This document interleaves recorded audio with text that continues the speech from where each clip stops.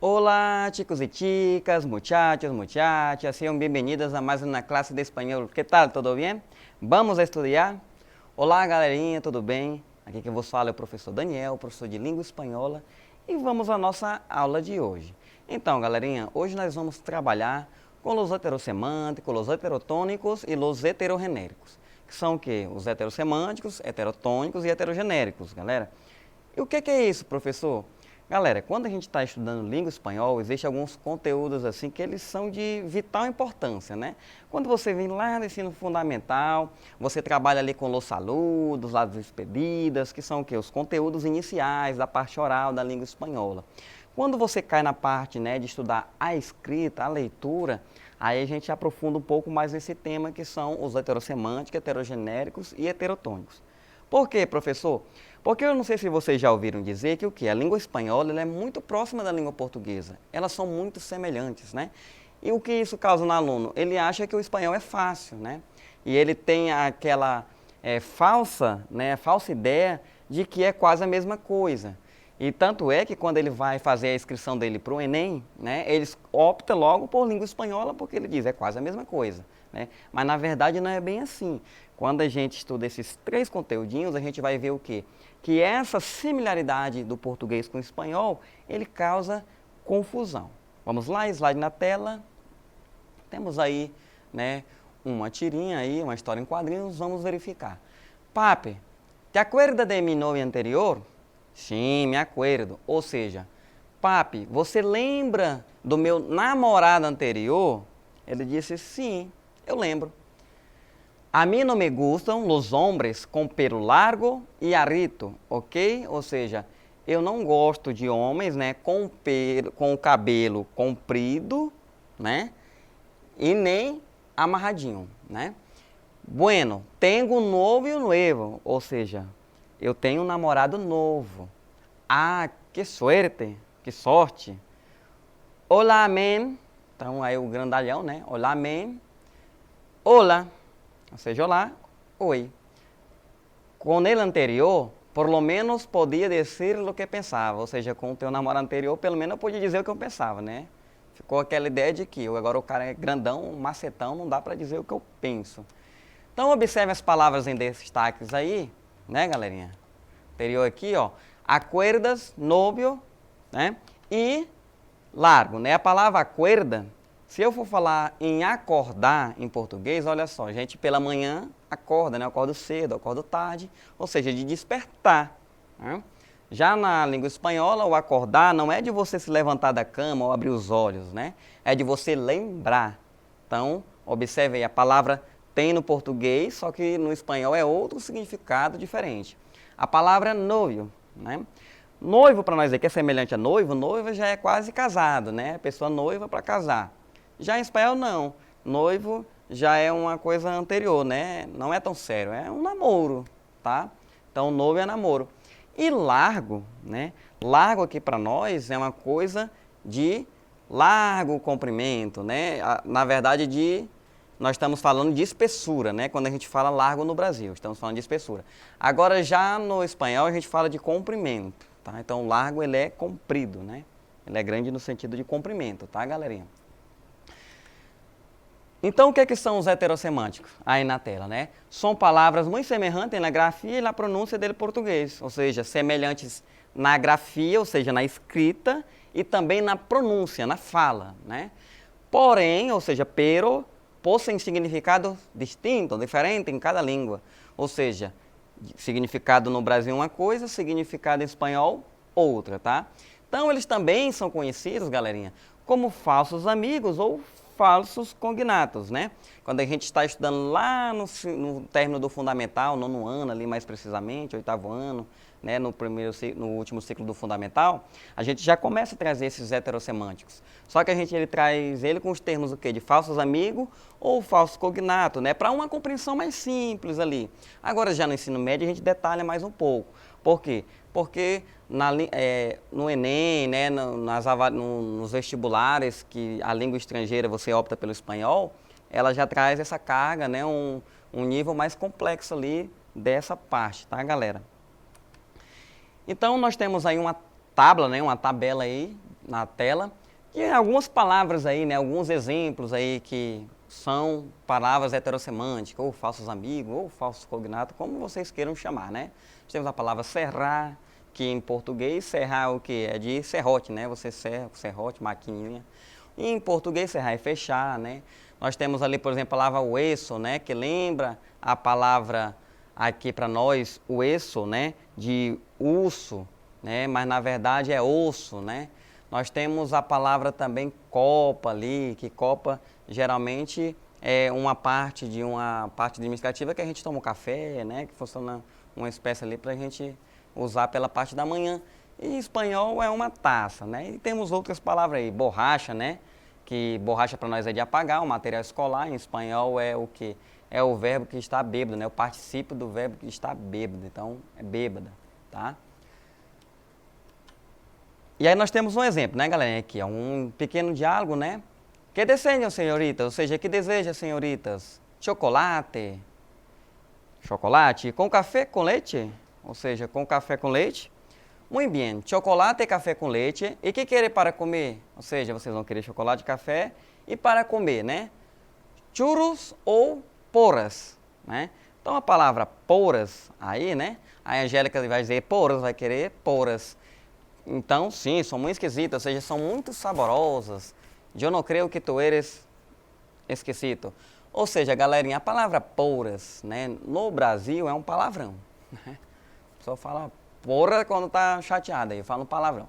Mas em espanhol, né, porras é uma espécie de churro, é um mini churro que a gente chama aqui, né? Nós temos os churros grandes e nós temos a porras, que é uns mini churros, tá?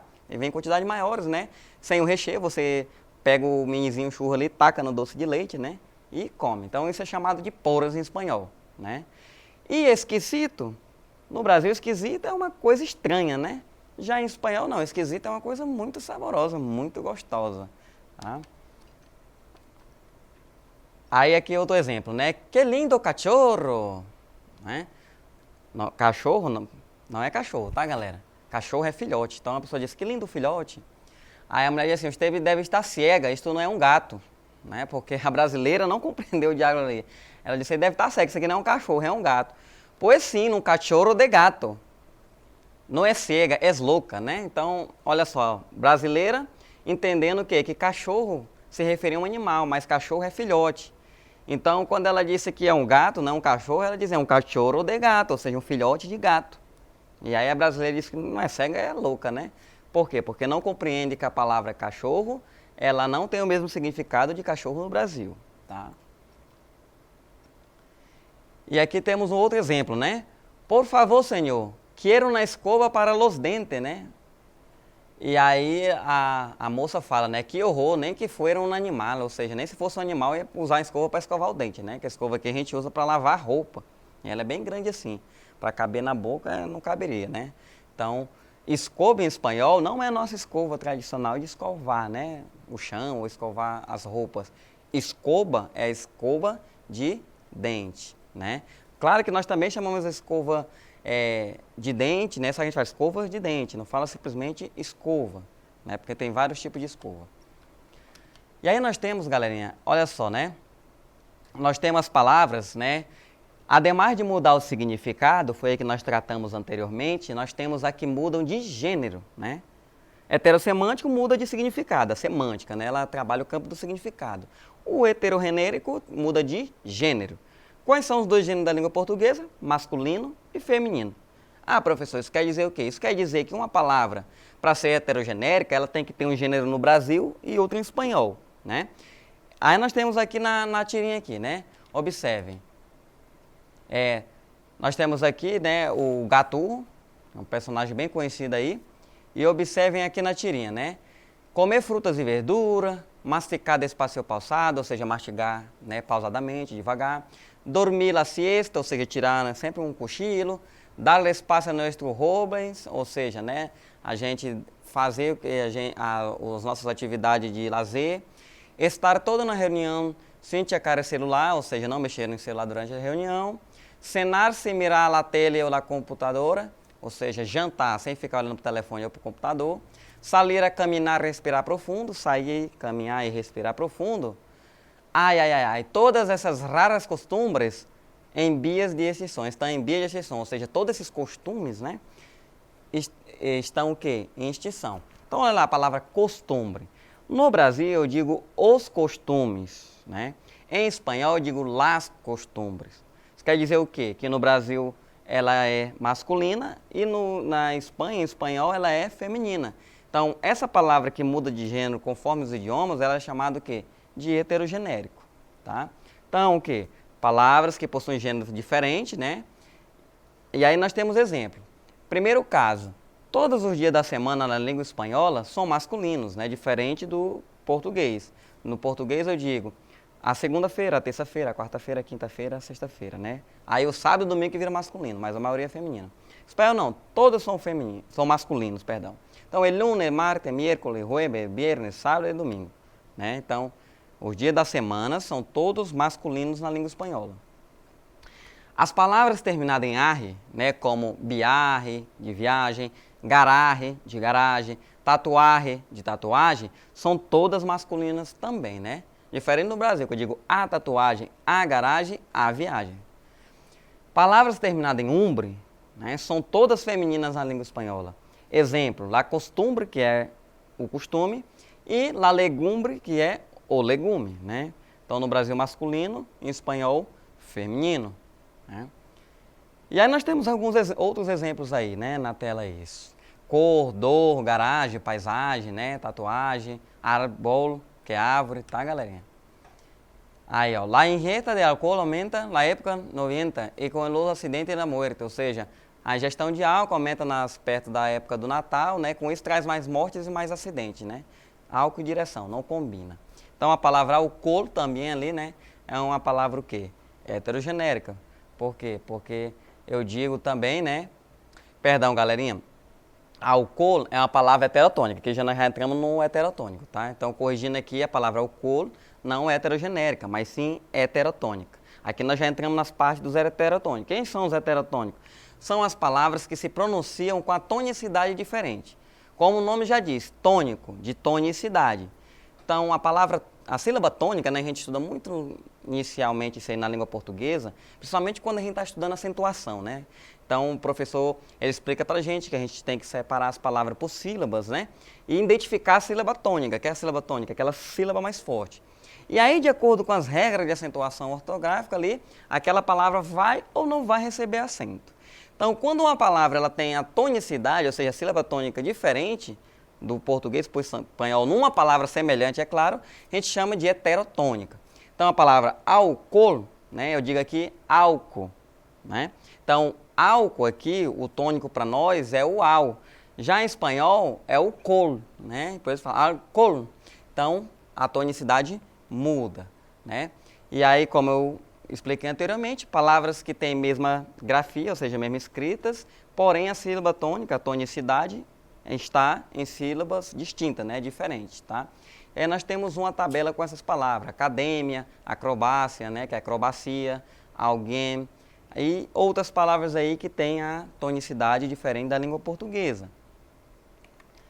Aqui rapidinho a nossa atividade, galera, relacionar a coluna, né? Aí, ó, heterossemântico. Copo é o quê? Vaso, né? Base é o quê? Maceta. Pipa é o quê? Barilete. Nós temos o cachimbo, que é o quê? Pipa, né? Descer é o quê? Acordar. Acordar é o quê? Despertar. Talher é uma oficina, não é garfo e faca como aqui no Brasil, né? Coberta, né? É cobirra. E nós temos também ali oficina, que na verdade é coberto, né?